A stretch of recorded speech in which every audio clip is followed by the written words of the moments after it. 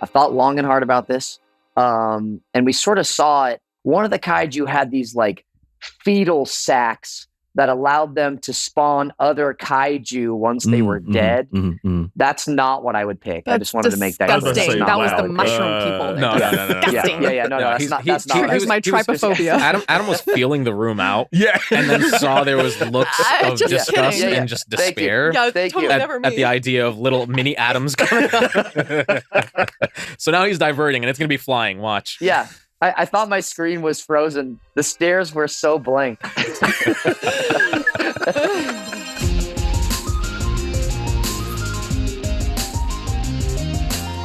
Coming to you from Crunchyroll HQ, this is The Anime Effect. Each week we bring you the latest news and views from the shows you love. It's pop culture with an anime lens. Listen, y'all, you're probably wondering, why does it look like this? Why is there a floating head? Why are there multiple floating heads? Is that a new floating head? Listen. All of your questions will be answered. It has been a weekend. Yeah, it's been crazy. In Dallas. Yep. Here in Dallas, the storms continuing. Yeah, it's going right now. We are actually all at the office, but because the storms are crazy, the crew wasn't able to get here either. So we're doing what we can, but we want to make sure that we can bring you an episode because we've got a really exciting show set up for today. Don't worry, we're okay in the storms. Everything's okay, but obviously we send our best to those who are dealing with any of the results of that. Today, we are bringing you a very special Kaiju number 8 segment. If you're watching Kaiju number 8, you are not going to want to miss our main story this week. We have English voice actors from the dub joining us, including Adam McArthur, who plays Reno Ichikawa, Abigail Blythe, who plays Kikoru Shinomiya, and Nazeeh Tarsha, who, of course, plays Kafka, Kaiju number 8, I know that's a bit of a spoiler, but it's in the first episode. The main character. So it's the whole show. It's the show after him. But yeah, they joined Lee earlier this week in the studio, and before the rain. It was before the rain. So if you're wondering why the torrential downpour. Yeah. So you're going to go from floating heads to the studio, back to floating heads. It's going to be a whole thing, but you're going to stick with us. And if you're listening, you're not going to have any idea what we're talking about, and that's okay. That's actually preferred in this situation. Okay, but first, of course, we've got anime and gaming news to talk about. There is an awesome Demon Slayer event coming up that was just announced. There is a really cute and cool fashion collab coming that's going to give us an excuse to talk about an additional collab that's happening, and a very special Kingdom Hearts track that you're probably already singing in your head. It's simple, it's clean, and we're going to be talking about it. Layup. That was a layup. Thank you, sir. Layup. It's been 6 hours since we started this episode. I'm your host, Nick Friedman. 6, maybe 7, depending on how early you woke up because of the storms. I'm LeAlec Murray. 6 years since I've been asking Nick to be on this. I'm the guest host, Haley Whisennand. Hi.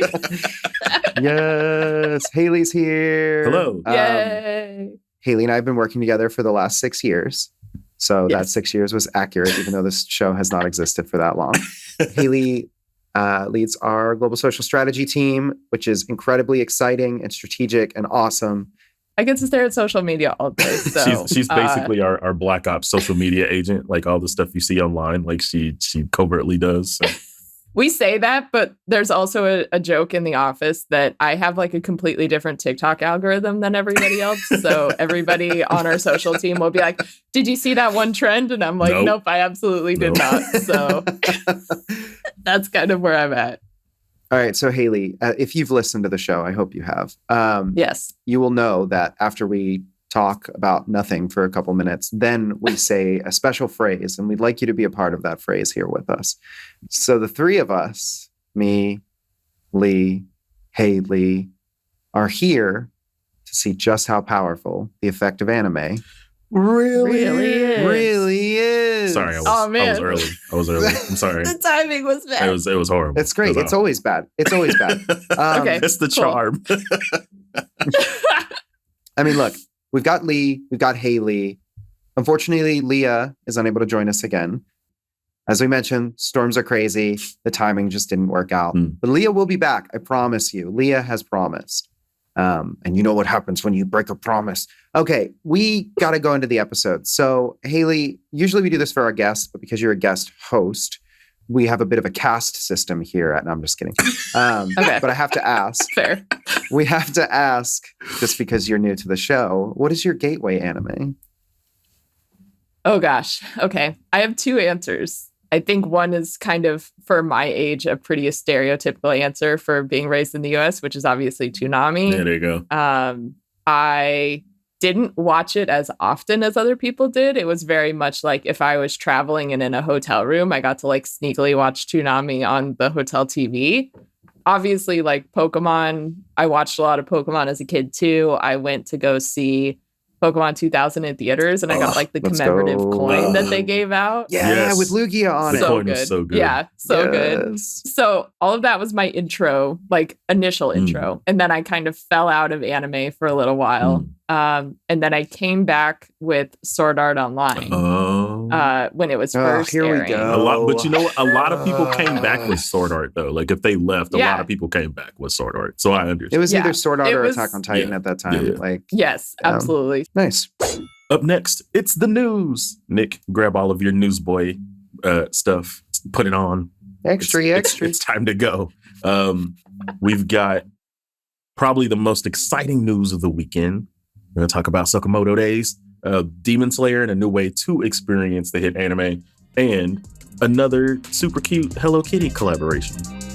That next.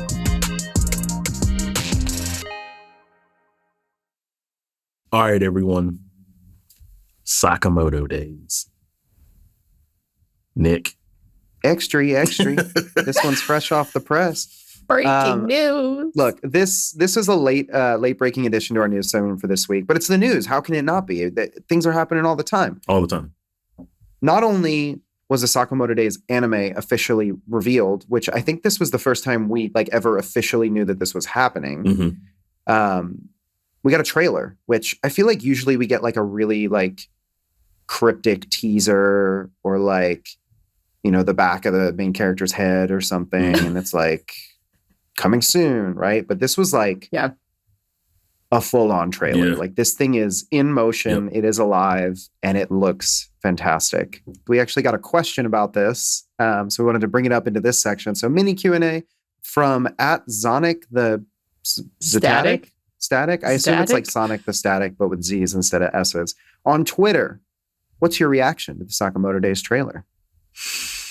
I mean, all aboard the hype train. Like I bought my ticket. Like we're going. Like we're good. No, I'm excited. Like it looks again. I mean, it looks great. The thing that's going to be interesting for me is how the comedy is going to be able to translate, because it's a very like funny series. And I kind of had that same question with like Spy Family too, right? It's like, how are you going to translate like this family humor? And that's really what I'm looking forward to, because it is very much like a family sitcom with assassins. So I'm really interested to see how that translates. So I haven't read it. I have the first 4 volumes, I think. So this may be the push I need to kind of check out the first couple arcs before the anime. But one thing that I noticed in response to we had made a news post on Twitter about it, and fans were kind of commenting kind of harping on the comedy manga part, right? And so I'm curious, like, how much of this series is comedy and how much of it like gets dark and gritty and, you know, kind of veers more away from that? I think some of the grit really comes from when you're learning about Sakamoto's like past. That's a lot of where a lot of the heavy stuff comes in. Yeah. But the more like slapstick comedy part of it is because he's older, he's retired, he has a family, he runs a convenience store. So he's like just living his life running a convenience store with his wife. Like, this series is not going to be one that's going to take itself really seriously, right? No, I mean, I'm definitely going to be checking it out. Studio's TMS. So if you know them from Dr. Stone, which is a personal favorite of mine. We'll bring you more as we have it, but this is kind of like late breaking. So I wanted to make sure we touched on it a little bit. All right, next up, speaking of action, speaking of shows taking over the world, continued world takeover, Demon Slayer, Kimetsu no Yaiba, you know, those like fun, like live symphony, live concert things. Demon Slayer's getting one. San Francisco, New York, this September, you can watch scenes from the anime play out with a live 18-piece band. That's cool. I am desperately wanting to go see this. It's in September. And so I'm like, which one do I go to? Where am I? Like, am I going to go to San Francisco? Am I going to go to New York? Because it's just like, I love the soundtrack to Demon Slayer. I think it's amazing. The composer for Demon Slayer was at Anime Awards 2 years ago, and I was like this close to her, and I was literally like, oh my God, she's right there. I'm so excited. And I was like freaking out. So I think Demon Slayer would it be an absolutely amazing experience for this. So I'm going to try my best to go. I'm really excited. I mean, I was trying to think of like what scenes do they have to play, right? Like I think episode 18, right? That whole portion with the blood demon arts has got to be there. I would love if they played the scene that I mentioned last week where Inosuke busts through the window of the recovery place that Tanjiro's at and he has the glass in his face. I don't know how that would play. Maybe they do like real live Foley work and stuff. No, that'd be silly. But is there a scene that y'all are hoping that they play out live?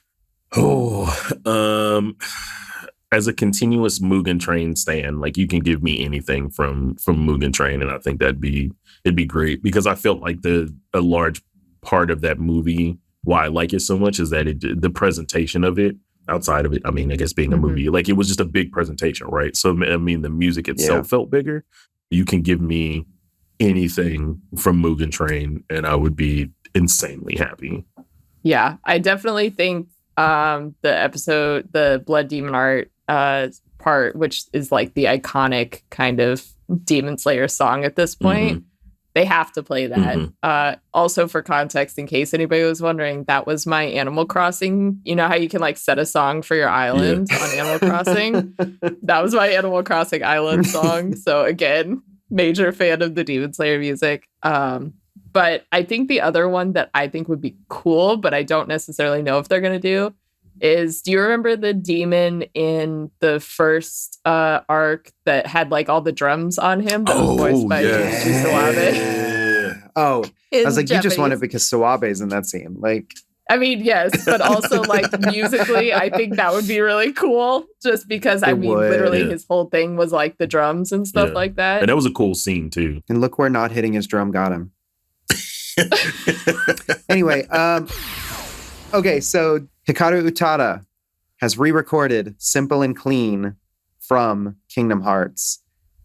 And you might be like, is it for Kingdom Hearts 4? No, it's for a trailer that the games are coming to Steam officially, which like, fair, but when you realize that they haven't been on Steam, then it's sort of like a hell yeah response. You're like, hell yeah, because if you have a Steam Deck, it means you can now play the Kingdom Hearts games natively portable.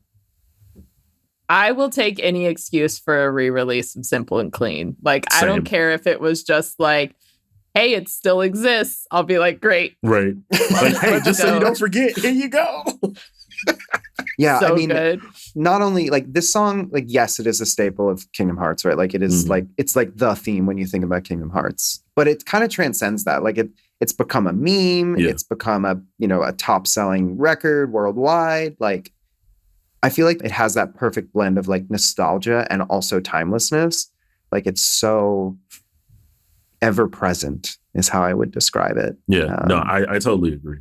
I get an insane amount of joy from watching people watch the Kingdom Hearts opening for the first time. And it's just like this. Well, first off, the Kingdom Hearts opening, like the actual animation is just like a wild journey, especially if you have no context to Kingdom Hearts. Yes. Right.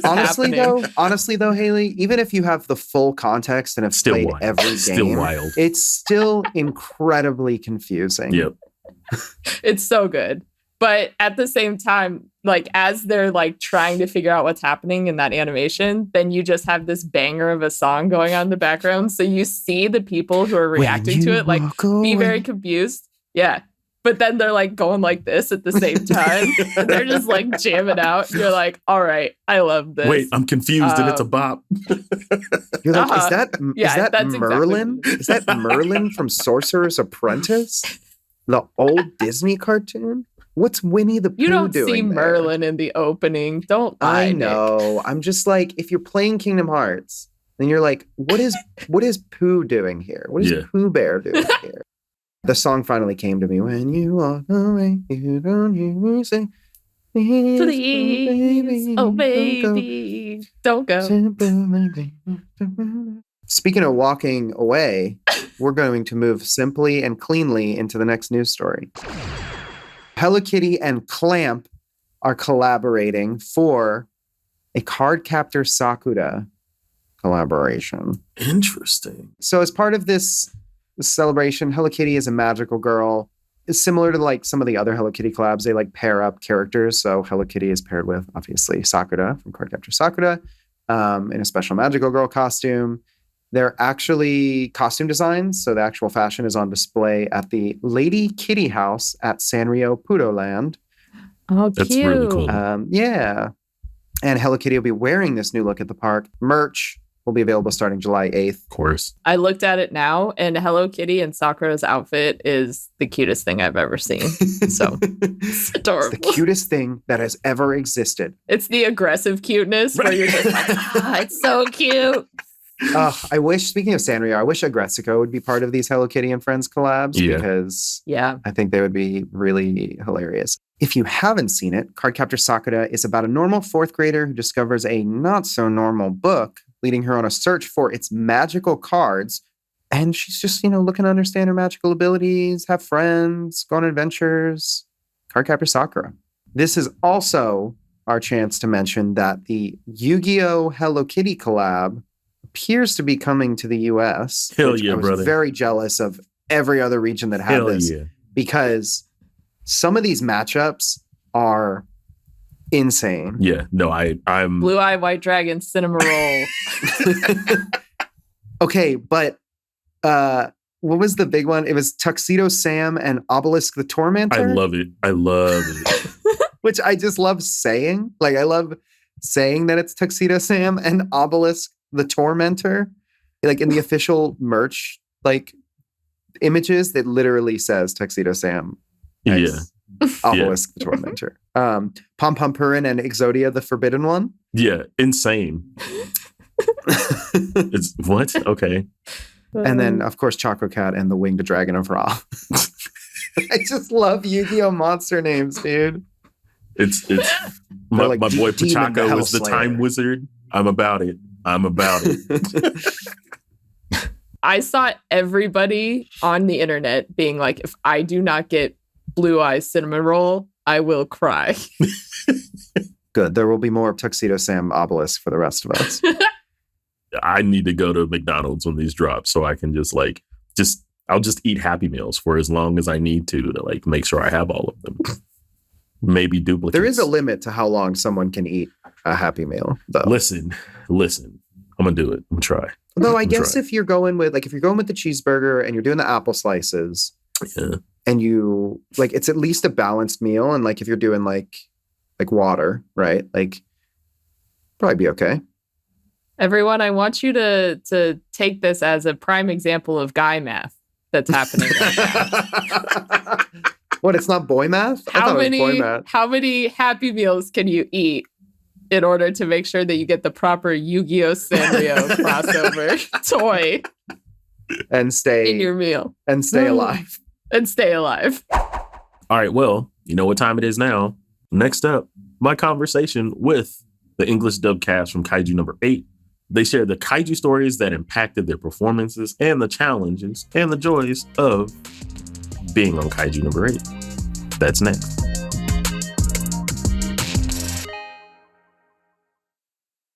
All right, everyone. Welcome back to the Anime Effect. I am super excited to be sitting both physically and virtually with some of the English cast from Kaiju No. 8. We have Adam McArthur, who plays Reno Ichikawa, Abigail Blythe, who plays Kikoru Shinomiya, and Nazeeh Tarsha, who plays our main hero, Kafka Habini. Welcome to the Kaiju Effect, as it would be right now. Thank you, everybody, for joining us. I really appreciate you guys being here. Thanks for having us. Thank you. Hello, everyone, all the way from over here. Right. Hello. Again, thank you guys for joining us for a very special Kaiju number 8 episode of the Anime Effect. And like we do with all of our guests, we want to ask our penultimate question. What was your gateway anime? Oh, so I have a couple, because this was one of those where I was introduced as a child, and then it disappeared from my life. And then there was the reintroduction / renaissance where anime became part of my life again. So when I was younger, you have the standard sort of like Naruto, Dragon Ball Z. Shaman King was a huge thing for me as well. I love Shaman King. So I guess not one, but there was the whole cartoon. There was block. a group. Yeah. But then, funny enough, the reintroduction ended up happening with Death Note later on. That is the second time that Death Note has showed up as somebody's gateway anime on the show. Wow. Well, it's about to be a third. Okay, wait. I got a little story. Okay. You love stories? Very brief. But I got introduced to anime a little bit later, late high school, like senior year. I grew up like collecting and watching horror movies, and a friend had introduced me to Death Note, a kind of a horror anime, and then I got super into like Dead Man Wonderland, Elfen Lied became my favorite for a long time. So that's what got me into anime, was like the horror side of things. Adam, last man up. Yeah, for me it was like I think like early days was like Dragon Ball, Ranma half. Like I was in the anime club in high school, but I don't think I ever I don't have a vivid memory of going to the meetings very often. So I feel like I had like a very loose idea of what anime was. And then probably I would say like my like in was very late, and we're talking like 2019 late, and it was definitely My Hero Academia. And I was binging this series and watching the English dub, and I was like, man, it sounds like these guys are having so much fun. I want to do anime. And then from there, I just started consuming more of it. And Noragami came quickly after My Hero. So that was one of like the early ones I watched. And then Full Metal Alchemist Brotherhood, of course, is like one of the OG greats. So you guys have all collectively spoken to my soul. We've bonded. We've bonded. We're best friends now. Yeah. We're getting lunch after this. So Adam actually gave me a great segue. None of you guys are new to voice acting, but I do want to know, has there been any unique challenges as it comes to voicing your characters in Kaiju number 8? For me specifically, I think the big challenge is kind of trying to find the dynamics in Kafka's personality, because in Kaiju number 8, the world around him is very, very serious. It's very sort of dramatic. And here you have this protagonist who is effectively his own comedic relief. Yes. So while all this is going on, it's sort of like you're playing like the partial straight man, but then you're just flipping it. Like I would say Ichikawa is more the straight man. Definitely. of the show. 100%. But yeah, it's like there's just those dynamics where it's like, I thought I would be shredding my voice doing a bunch of battle stuff. I'm shredding my voice just screaming in general in my regular voice, not even battle cries or anything. I love it. Yeah. Oh, I do not envy you. Every time I go in the booth, I hear another from the comedy moments, like that, what Kafka you the scream. least expect. You do think it'd be like the Dragon Ball Z screams, but it's not. It's the comedy. I'm going to be completely frank and honest here, which I'm not very often. Noted. This is okay.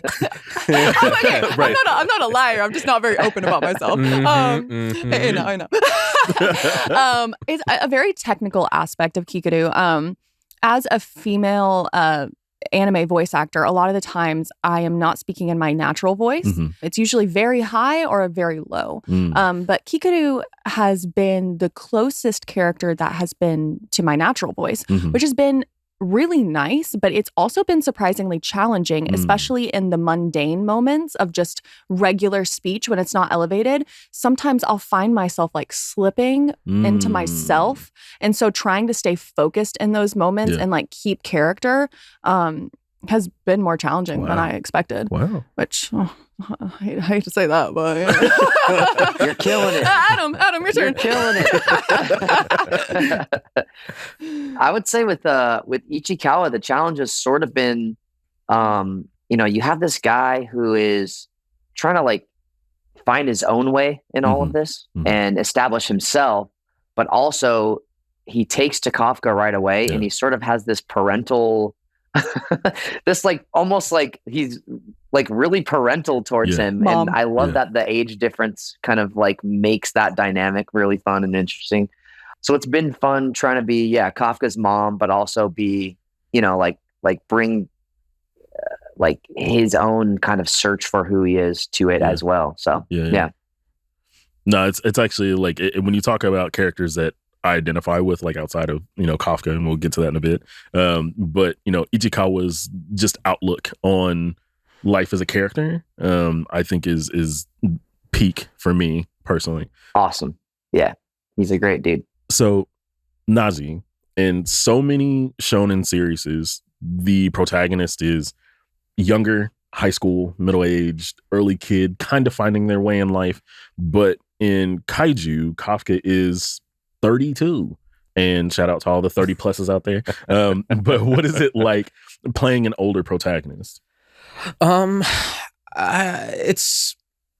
It's not too much different, because I think the general morals, ideals, and just motivations kind of are inherently the same along a lot of the similar anime in this sort of genre.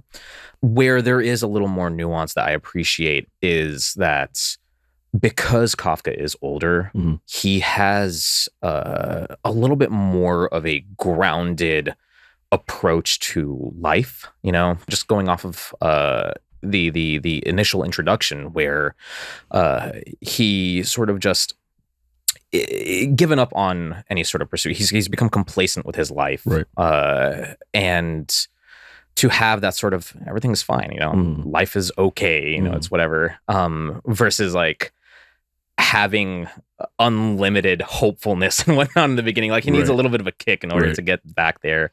But it is nice having a character that already has a little more, I don't want to say jadedness, but a little more of life experience in order to better influence decisions that he would make. I think he has a little bit of an analytic side that comes through experience. And you definitely see that too. Right.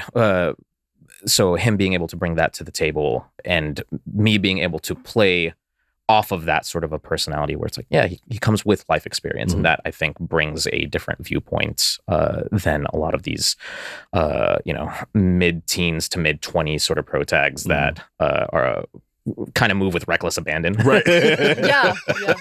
He's like, I have lived a life, and I don't want to give that up just yet. So let's be safe about this. He's like, will this hurt my back? Right. Literally. Will my knees survive? Find out next. Hold on. Let me go ahead and take a couple of medicines before I go into battle. Let's pop look out at the this. pill case. And then for me, you mentioned prior that your voice for human Kafka, Kaiju Kafka, you found it more challenging on the human side. But how do you find that balance though between your human side and then when you have to do the kaiju stuff as well? The human side has a lot more of what I will call play, for lack of a better word, because he's just that, human, a person with emotions, a person who has experienced life, at least more so than other characters, and therefore has a range of personality and emotion and just things to bring to the table. So with that, I'm able to kind of draw more on finding relatability in those moments in order to bring sort of authenticity into them. When it comes to voicing the kaiju form, that becomes sort of the more standard like battle anime sort of moment where it's like, okay, we're gonna get gritty, we're just gonna bring our like resolve into ending the matter, just bring the punch to the scene, essentially. I don't want to make it sound like it's less nuanced, but I think it's just that the human side has more going on when it comes to that range of emotion and personality. Well spoken. Thank you. Adam. Yeah. Right. So Ichikawa provides a spark for Kafka. Like Nazeeh mentioned, like he settled into his 30s. He's okay with life, monster disposal. That's his gig. That's what he wants to do.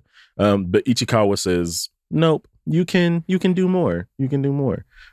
What was your motivation in being that kind of inspirational voice for Kafka?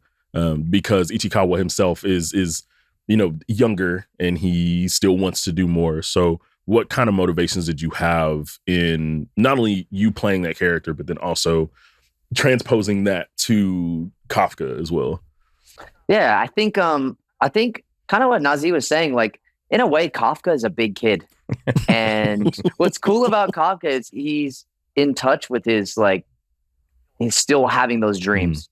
And I think, as we get older, a lot of times, just in regular life, as you get older, responsibilities, adulthood, paying the bills, all that stuff kind of get in the way. In my personal life, I have done martial arts my whole life. And I still train regularly.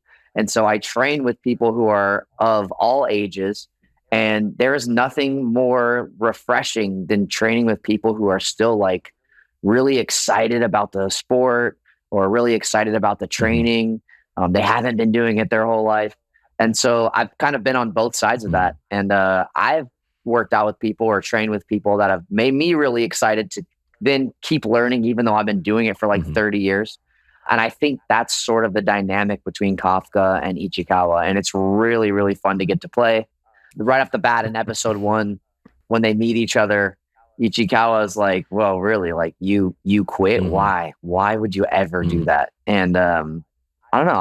I've experienced that. I've had that dynamic with people. So it's been fun to get to, relay it to this series. And I will say, our director, Shaun for the English dub, he's awesome. He's doing, shout out to Shaun. He is killing it. And there's many times where we'll do a pass and then he'll give like the subtlest of notes, kind of leaning into this dynamic that we're talking about. And we'll make an adjustment and rewatch it. And it's like, this dynamic is really, really nuanced. So shout out to Shaun. Shout out to Nazeeh. So talented. It's been fun. So I'm actually went back and watched the dub because I knew I was going to be talking to you guys because I'm like caught up and I was like, oh, let me go back and like binge it. So you guys are doing a fantastic bang up job. 10 out of 10. No notes. Appreciate not it. Hey, I watch your podcast too, man. You're doing a bang up job. Thank you so much. So Abigail, Kikoru shows up in the most impressive way. Just a big flex. Just, you're in my spot. I'm flipping your van. That's an interesting entrance for sure. She has shown herself to be a powerhouse, especially where we are in the series right now, just right out of the gate. What's it like playing one of the most powerful characters in the show? And how do you try and channel that in your performance? Yeah, great question. First off, it's so cool and so fun to voice someone so powerful. You get to kind of play with the elements of like God complex, which is just fun in a character. speaking on the more complex nature of her character, for lack of a better words, to quote Spider-Man, with great power comes great responsibility. Yeah, there you go. Yeah. I'm a Spider-Man fan myself. Oh, same. We'll talk. And that is very much the case for her. She does have so much power from such a young age, but with that power comes the pressure of the responsibility, literally the national security that her father has set up for her that we see later on. And you just see how much pressure she's had on her her entire life. And so in those battle sequences, not only is it the grit vocally in the hard work that she's put into this, but underlying is the desperation. Always what is fueling her is her fear of failure. And she would quite literally rather die than fail. Wow. And so everything is very high stakes for her. That's why she's so elevated. That's why she always acts like she's the best and tries to be the best, because she knows that that's the expectations that her father has set on her. And it's been so interesting seeing her play out, and you'll see more of her development throughout the anime. I'm assuming going to be reflecting the manga, which I've read. And it's just so cool. She's so amazing. I think that's what I'm really excited about in the series is, just being a shonen stan and never beating those allegations. I love the power scaling in this series because I feel like it's done in a very classy, I guess is the best way I can say it. Like people aren't just like, oh, hey, I'm strong now. It's like, it's the hardships are what make you stronger. And you're seeing this play out. Absolutely. And that's, what I love, speaking of, Ichikawa and then Kikoru, like I love how they continue to develop. And it's just, the strength is unmatched. Absolutely. You can see it with Reno's character too. We're seeing quite literally your development taking space. And Hoshina is saying like, wow, like he's really, really developing so quickly. He's getting so much better so fast. And I think that's so cool to watch. Yeah. And I would, also say for, Nazeeh, for Kafka too, like he's essentially, once he's quote unquote kind of started achieving his dream, he's like, now I get to fulfill that promise to my friend. Yeah. Right. And now I can go and fight with my friend and protect the people around me. Right. So, I love how that's been exhibited for your character. Does that kind of drive you forward as well too, especially when you see scenes or you're going to have scenes where you're protecting people? Like, does that draw more out of you? Oh yeah, of course. It's not even just a matter of those scenes. It's a matter of going on a journey with the characters. You start seeing more of just these moments to bring out more of their personality, their emotions, their inner motivations. And of course, because of that, it gives us as actors the ability to give more heightened performances, to give better performances, because we ourselves are growing with our characters. Wow. Nice. Wow. Nice. This is, I'm gonna Nick is usually the emotional beat of the show. So want to have some fun with you guys. I have to know, we talk about we went through a stunt where we talked about Godzilla for like 4 weeks straight. Is there a kaiju story that has that is a favorite of yours that you guys have relied on as kind of like a resource or inspiration going into your roles?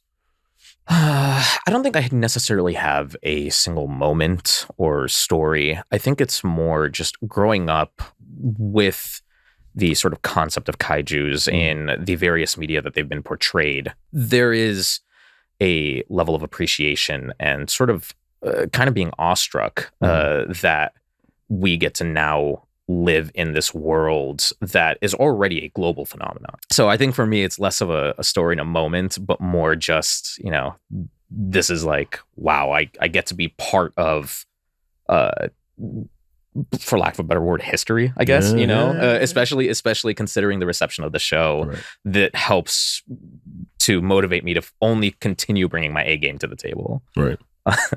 Yeah. I'm going to date myself with this answer. I really am. So it's not, Don't worry, Abigail. I'm the oldest. Don't worry about. And don't tell me your age, because I'll say it out loud. You're good. I'll pull a little Kikoru.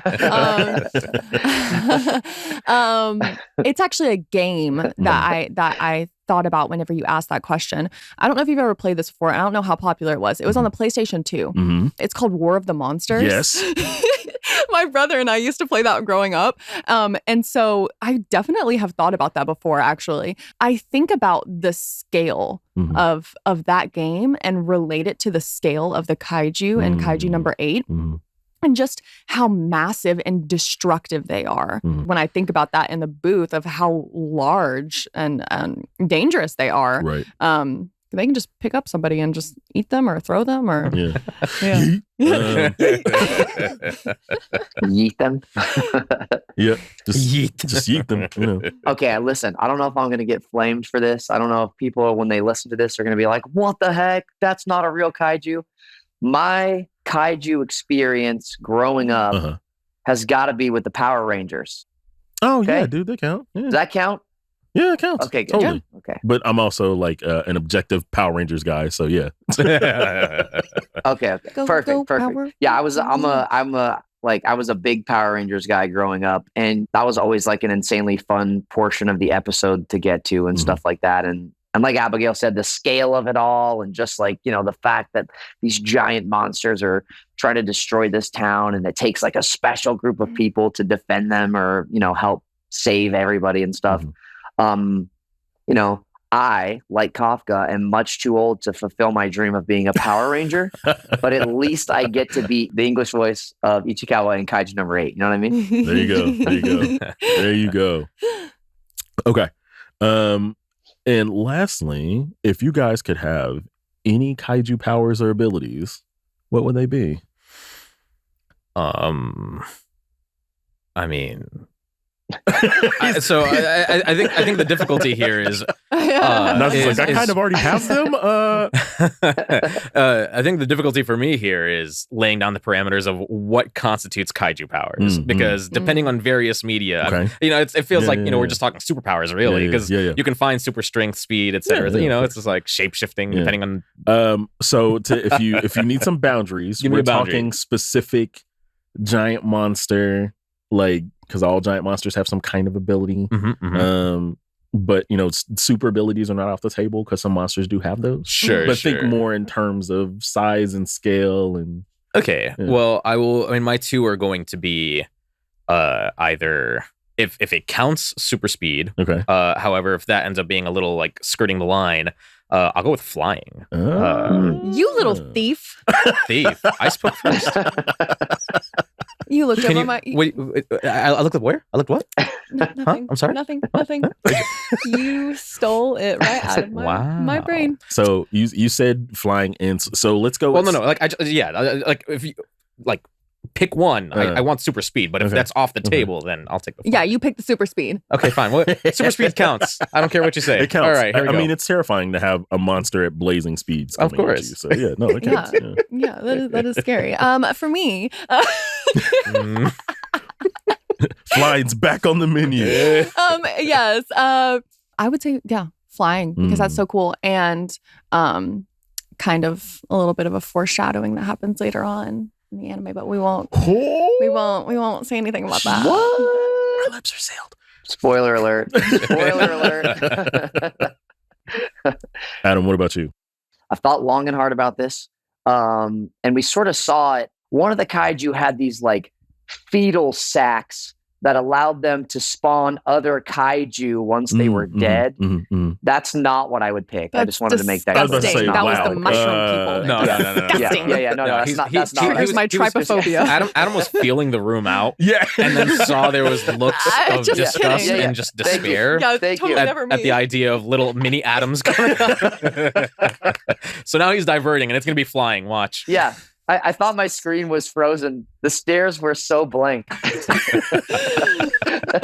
No, I would pick basically, listen, this is I'm going to bring it on back to Kaiju number 8 right here. If I was going to have a Kaiju power, it would be very similar to Kafka's. And it would be the ability to turn back into myself so that I could lead seemingly normal life. And then if I needed to one punch something, I could do that.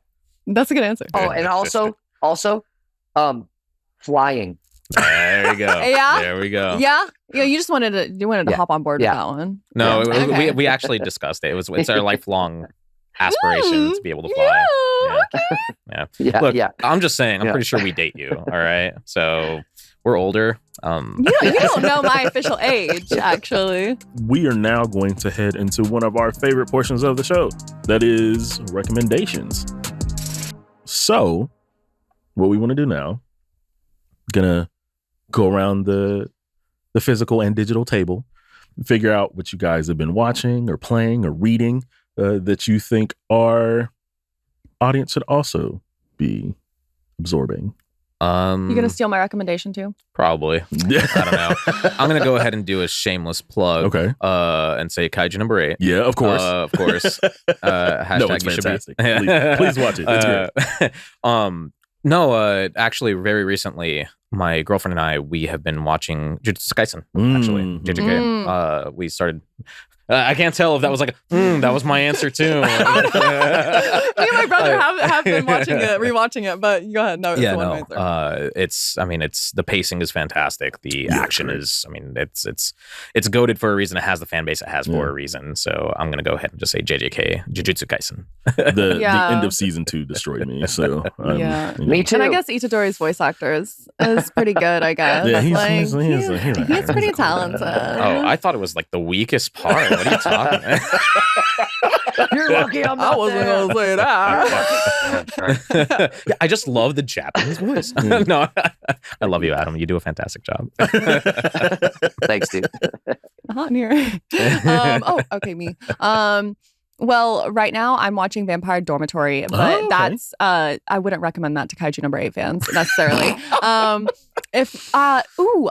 The remake of Spice and Wolf. It has an older main character and it deals with creatures, monsters too. Yeah. Or if we're gonna go back in time, I would say One Punch Man. Because it has a good blend of action and comedy as well. It's one of my all-time favorites, and Kafka is a One Punch Man as well. So far in the series. He is indeed. He is indeed. Yeah. Adam, what have you brought to us today? I just downloaded the entirety of a comic book called No One. It was written by Kyle Higgins. Yes. Very excited to dig into that. Yeah. He also did a comic, Radiant Black universe also. So I'm excited to dig into that.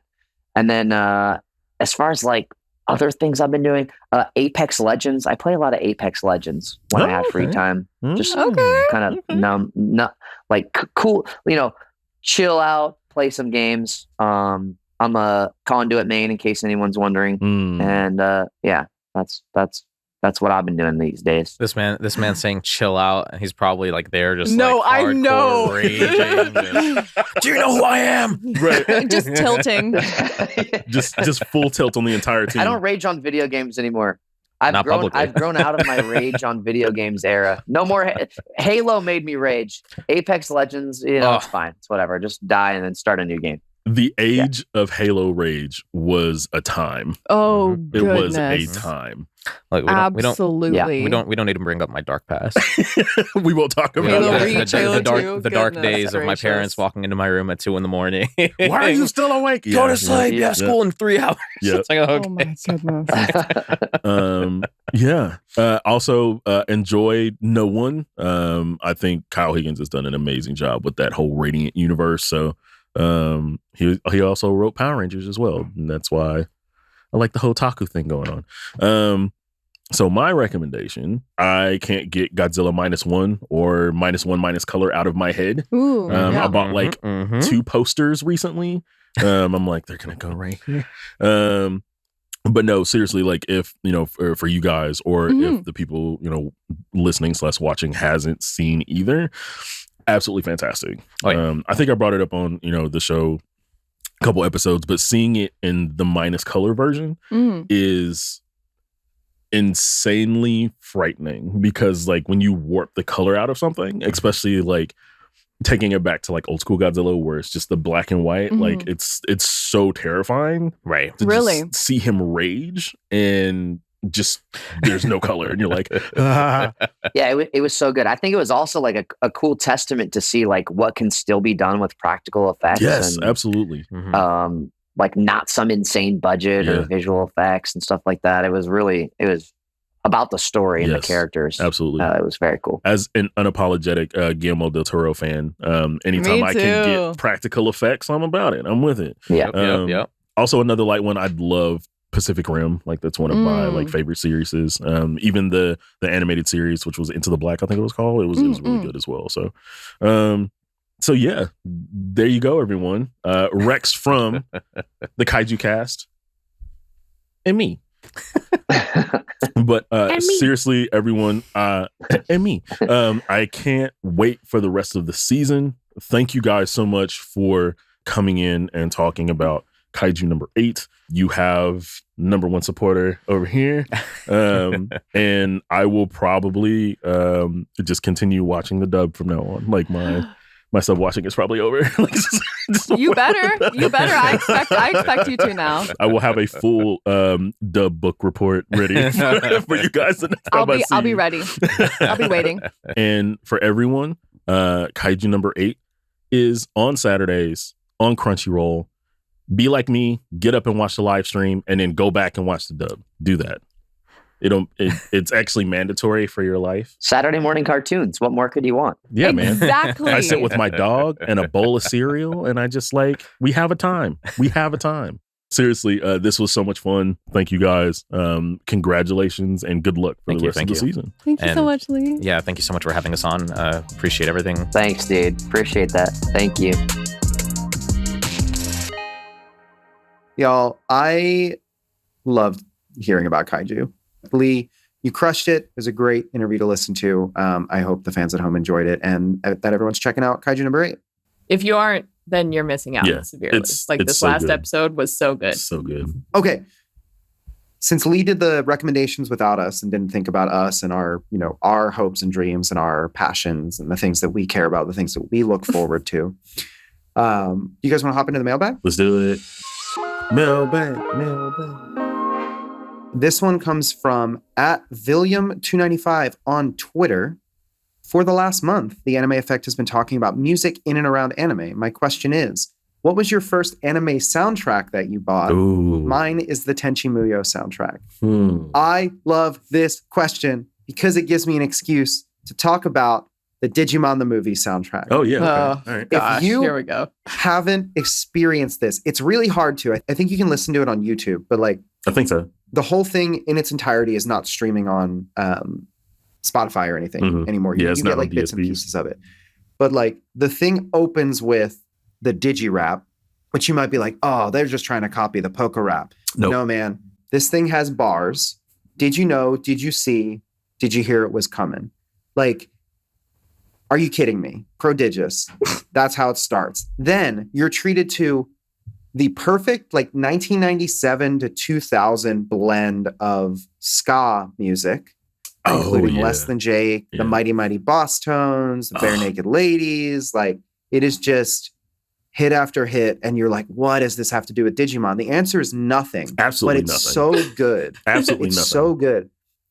And then on top of that, there are a number of original songs that were actually written in English for the dub of the series. And if you watch the dub of, I think it's 02, they put a lot of these songs in the TV series too. It's just like pure vibes. It is absolutely pure nostalgia. I lost my copy a long time ago and I have been desperately trying to find. So if anyone has the hookup on a CD copy of Digimon the Movie soundtrack, let me know. I'm going to stop talking. It's been 1 week. Go listen to it. Was that a reference to it's been 1 week since you looked at me? It's been, yeah. Oh, 1 week since you looked at me. the only reference I took from that was you said I got the hookup, and the only thing I thought about was Master P and that crazy like straight to DVD movie. Anyway, that was not what I was going for, but my hip by hop all experience means. growing up. My first one, the Afro Samurai soundtrack, like mostly because like at the at the time, like I was still kind of trying to find like weird stuff to put into like my DJ sets and stuff to sample. And like, I love Wu-Tang, and then RZA doing that soundtrack was just absolute peak anime hip hop nerd for me. So I actually had to like track it down because it just, I don't know if it's because it had like limited printings or what, but I just like was just going around everywhere I could looking for it. And I think I eventually found it at like a Best Buy, like when, you know, Best Buy still sold CDs. And I like, miss those days. That was like a few years ago, by the way. Yeah. They got rid of them a few years ago. But I like, and I still have that copy. Like I still have it. Like it's in storage because I don't have, you know, like a CD player or anything to play it. But it was like one of the first anime soundtracks that I went and actively was like seeking out. Mine was probably the Pokemon first movie or Pokemon 2000 soundtrack, to be perfectly honest. I don't actually remember, but that seems like something I would have had as a kid. So to make up for my boring answer, I am going to call out my most listened to anime adjacent soundtrack, which is the Thunderbolt Fantasy soundtrack by Here we go with the puppets. Oh my so God. Good. With the puppets. So it's so Look, ridiculous. Okay, everybody, I'm the guest host this week, so I'm gonna plug Thunderbolt Fantasy at least once. Everybody needs to go watch it. It's on Crunchyroll. So good. It's not animated at all. It's puppetry. It's so good though. Suabe's in it. Sawano does the music for it. Like, it's amazing. But yes, my most listened to soundtrack that's anime adjacent is definitely Thunderbolt Fantasy. Well, thanks for writing in, William. We moved the Sakamoto Days question up. So that is it for the mailbag this week, but we will have more next week. However, again, because, you know, Lee did the recommendations without us and didn't tell anybody, and then he published it without asking. I'm just kidding. You want to we fight? actually Nick. got a Nick lot wants to fight this week. Meet me in the playground. She's like, it's been raining all weekend and I want to fight somebody. Meet me at the playground, Nick. We got 12 o'clock. Meet me at the Foursquare. We got a lot of comments this week that we didn't get a chance to share in the Rex segment, but we couldn't let the week pass without shouting them out. So from friend of the show, Queen Bean 1 on Crunchyroll. Thanks, Nicholas, for watching The Dangers in My Heart and Haikyuu. You're welcome. They're both very good. They said, I promise that Jellyfish Can't Swim in the Night and Train to the End of the World are up on my list, but I usually wait for the series to complete before diving in.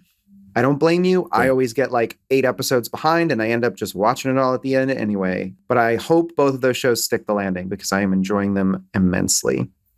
Next up, we have Headstrong Pride King on Crunchyroll who says, recommend Reincarnated as the Seventh Prince. There you go. Short and sweet. I watched the first episode. It's kind of unhinged. So I think I'm going to keep watching it. Is that isekai? It is. Yeah. Hit the button. Duh. It says reincarnated. Hit the button. Hit the button. Haley, hit the button. Isekai Okay. button. Oh, okay. You got to hit the button. Haley Haley. said, okay. Okay. And then from Dragon Brady Bear on Apple Podcasts, another isekai recommendation. Hit the button. Hit the button. This one is for Haley, actually. By the Grace of the Gods is a very cute anime that I randomly came upon, but I highly recommend it if you like cute anime. Good job, Dragon Brady Bear. It's so good. It's one of my favorite isekai shows that I watched. I want a cleaning slime so desperately. Like, of all the slimes in that show, cleaning slime, like, if it existed in real life, I would both be so excited and die at the same time because it would be great. I mean, what, And I would leave the mortal coil. do you pay them? What does a cleaning slime eat? Like, No, what's they happening? just like, so all of the slimes in this universe have like different functions. And for whatever reason, the like main character can like form contracts with them or whatever for like a ton of slimes. So he just like exists with like a billion slimes all around him that like do all of the work. And then he opens a dry cleaner. And then they just like it's so good. Maybe I didn't watch long enough. I think I stopped at episode maybe I need 3. to add this to my isekai list. Maybe that. Oh, it's so good. It's amazing. Everybody go watch it. Is that your recommendation for point- this week also, Haley? Is By the Grace of the Gods? Sure. Yeah, I'll make that. Because since we're not doing recommendations, yeah, go for it. That'll be my recommendation. Thank you, everyone, for writing in your questions and your recommendations. Remember, if you want to send in your questions to the Anime Effect, you can look out for our social posts. You can comment on YouTube or Crunchyroll, or you can visit our fancy new form at got.cr. That's got.cr/Anime Effect questions. Get them in there. If you leave a 5-star review on Apple Podcasts, I will read it in a funny voice. Just like the get him in there voice. Get them in there. It'll be like that. Get it done. Thank you for joining us for another episode of The Anime Effect, brought to you by Crunchyroll and the folks over at Sony Music. Be sure to subscribe so you never miss an episode. Crunchyroll Presents The Anime Effect is hosted by me, Nick Friedman, LeAlec Murray, Leah President, we miss you, Leah, and today, Haley Whisennand. We are executive produced by Jonathan Hirsch, Sharon Morris, and it's me. I'm still here. Our lead producer is Kyla Carnero, and our associate producer is Zoe Culkin. Patrick Emile edited and mixed this episode's audio, and Kimani Oletu edited the video. Our head of production is Sammy Allison. Special thanks to Tamika Balance-Kolesny. Thanks for being on the show, Haley. Thank you. And Thank you. We'll be back. I hope to see you all again soon. We'll be back. Yes. Don't know if Haley will be back with us, but we'll be back. More anime. I'll more be news. back at some point. You can't get rid of me. And there's nothing you can do. There's nothing you can do about it because they can't get rid of us either. All right, guys. Later days.